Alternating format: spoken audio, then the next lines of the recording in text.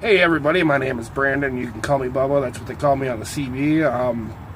Just going to go over a few things that you may need if you're starting off as a driver. One of the first things you're going to need is a motor carrier's road atlas. You make sure you have one on you at all times because you just never know when your GPS is going to take you down the wrong way, and you just want to make sure you have something like that just as a reference guide. Also, a truck stop guide is also handy to have. It will give you a list of places that you will need along a route. It'll tell you where all the rest areas are, truck stops, and Walmarts. So you'll be able to look that up. Also gives you a list of phone numbers and addresses, also where they're at. Also, you are going to want to need a USB cord. Obviously, everybody's got one, a bunch of those sitting around at home someplace. You always get a new one every time you get a new phone.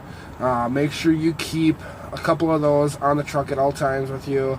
Preferably a one that is a fast charging one. You know, that's what I like to keep in my truck with me. This way, you know, I have something to charge my phone with. Also, you're going to need a Bluetooth out on the road here. There is a law out here that states that if a truck driver gets caught holding a phone to their face, it's a mandatory $2,500 fine that goes to the driver, and it's a mandatory $5,000 fine that goes to the driver's carrier, which would be the company you're driving for. A lot of places don't like that. If you get a ticket for something like that, there's a lot of places that will fire you right on the spot. So you definitely don't want something like that. You just want basically pick up yourself a good Bluetooth. Anything that costs less than $80 is pretty much junk. You don't want to get it. I recommend buying the Blue Parrot. The Blue Parrot is 60% noise canceling out on the road here. These trucks do generate a lot of noise. As you can hear, there's a truck going by me right now. So you want to make sure you get something that's noise canceling, and also get something that's comfortable for you to wear also. Comfortability has a lot to do with a lot of things out here, especially if you're going to be on the phone for long periods of time. You know, some of us guys get to be like little high school girls out on the roads here. You know, to try and clear up some of this boredom. We stay on the phone for 14 hours a day or something like that. You know, so make sure you get something that's comfortable and has noise canceling. Also, you want to pick up yourself a something that you can hold your cell phone with, that you don't have to personally hold your phone in your hand with. Right now, I have a signal booster that I paid over $200 for.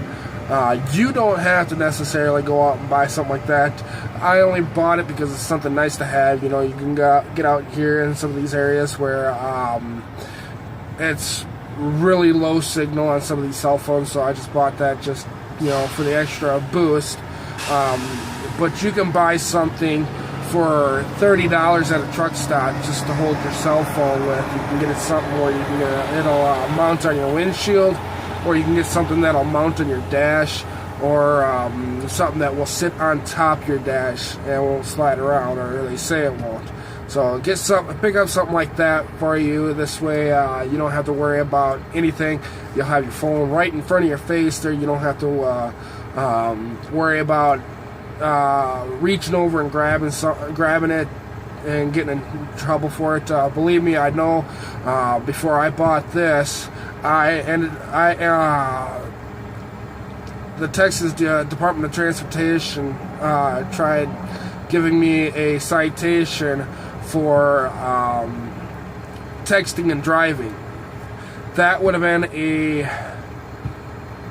$3,000 hit to me, and a $9,000 hit to my company. I was able to fight it. I was on e-logs at the time. I was able to fight it and win and prove that I was not texting. I brought in my my phone records and my electronic logs, and I was able to prove that I was not texting and driving at all. So make sure you pick up something that you can hold you put your phone in, because that's how he thought I was. That's what he thought I was doing, because I had my phone in my hand. So make sure you have something that'll hold your phone for you while it's right in front of you.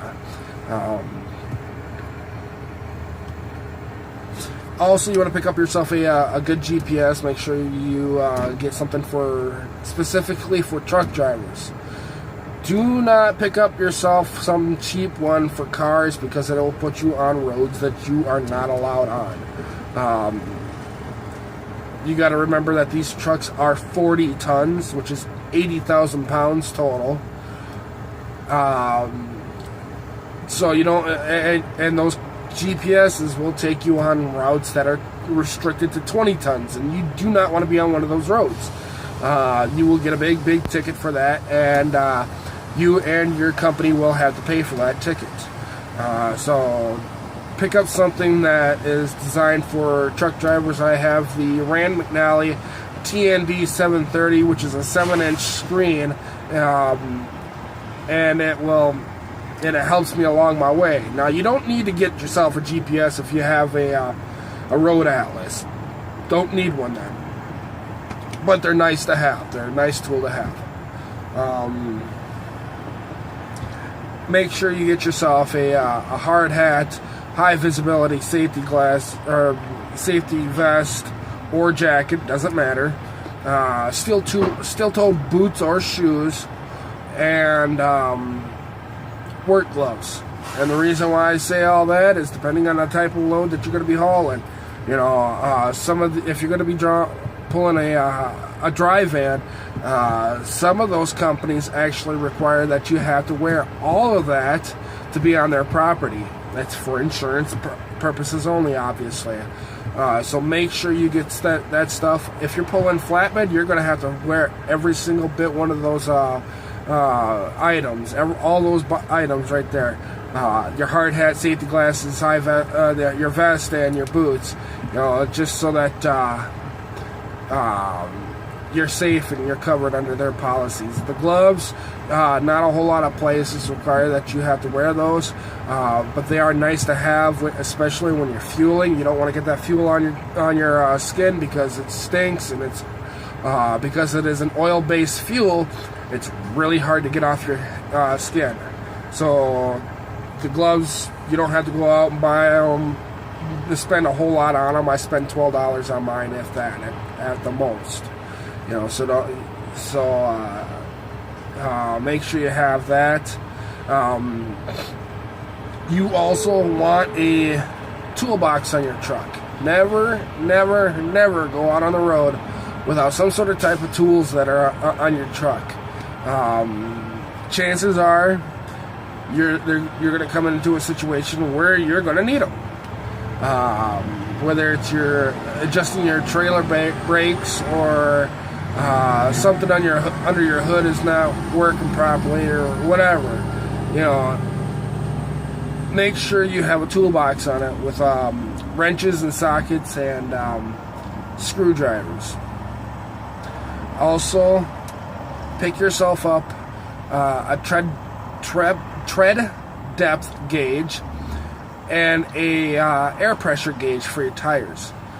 The tread depth gauge is nice to have, because you got to make sure you have enough tread depth on your tires to be legal, and that always helps out with exactly how much tread depth you have left.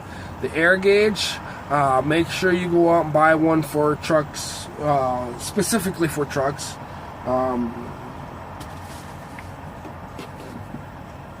I have one on here somewhere. I can't find the dang thing right now. But you want to go out and buy one of them big ones for trucks. You go out and buy one for cars and pickup trucks, and you try it on your tires here. You're going to blow the spring out of it. They're not designed for what we have for our pressure. So you make sure you want to get that. Also, you want to get pillows and sheets and blankets, you know, because you got to make sure you're going to have all that for your sleeper on your mattress and all that. So, and a set of clothes that will last you a week.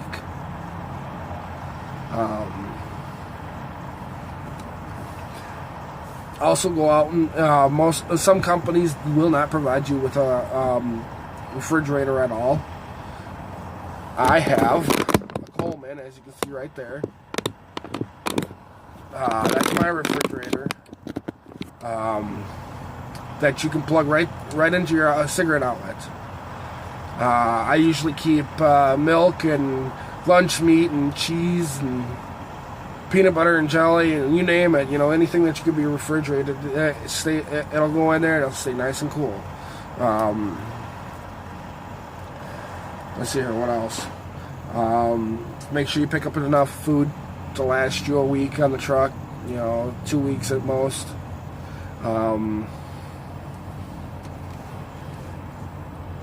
Baby wipes. Make sure you keep a thing of baby wipes on your truck at all times. They're very, very helpful, and a lot of times when you need them. There'll be times where you cannot come across a shower at all. You know, it's nasty to say this, I understand that, but that's just a lot of times you don't have time for a shower, so you gotta clean yourself up somehow, so you use baby wipes. You can get the scented or unscented, it doesn't matter. I prefer the scented. I like the smell of the scented stuff. Also, it helps when you open and close your trailer doors and you don't wear your gloves. You know, you get all that dirt on your hands. Well, you can use baby wipes to clean your hands, and also you can use it to wipe down your dash and stuff like that. So make sure you pick up some baby wipes. You're going to need some cleaners on your truck, obviously, because you're going to want to keep your truck clean. A lot of companies frown upon you not keeping your truck clean at all. If you keep it dirty, you know, I've heard a lot of companies where they plain get rid of the driver because he didn't keep his truck clean at all. So make sure you keep your truck clean and pick up stuff like the scrubbing bubbles nozzle sprayer or window cleaner. I also keep a small 1 gallon shop vac on my truck here that you can plug right into the wall, and it works great cleaning up the floors and stuff like that. You can find something like that over at Walmart.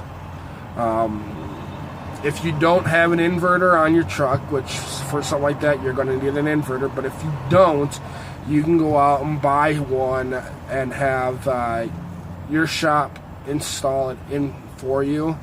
I wouldn't suggest you installing it yourself, because I've come across a situation where a driver did do that, thought he knew what he was doing, and he ended up burning his truck down. So make sure when you have it installed to have somebody who's certified to be able to do that. This way you don't have to worry about burning your truck down. Excuse me. Oh, excuse me.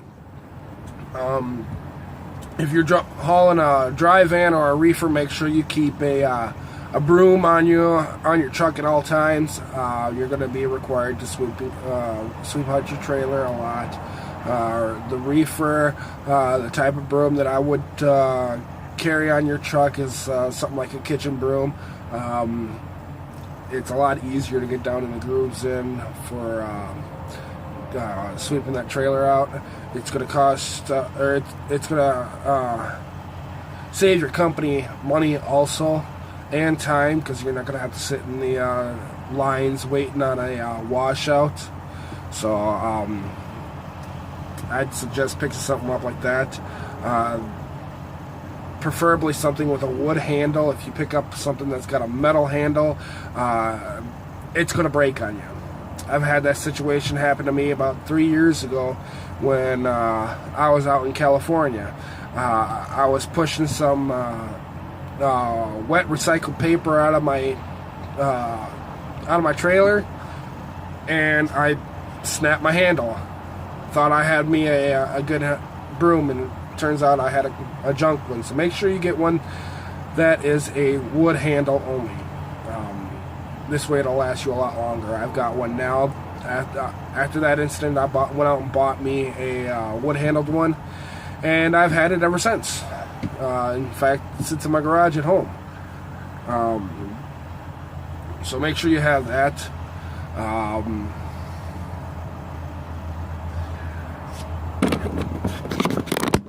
As you can see on the back of my seat there, I have a seat organizer. You may want to pick one up. They're not real expensive. They're nice to have. They hold all your stuff, and you're able to keep everything organized.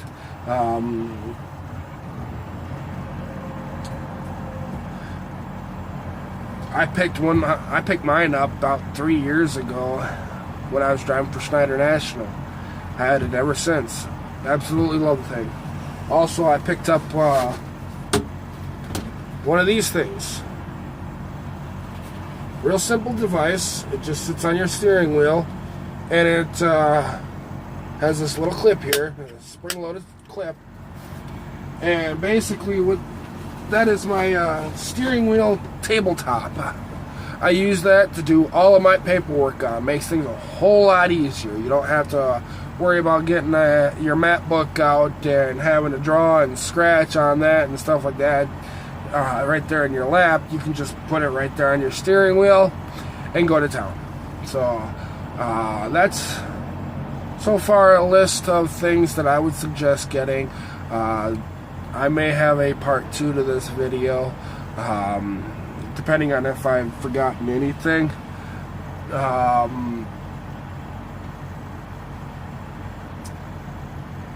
But yeah, all I can say now is be safe, study hard, and good luck.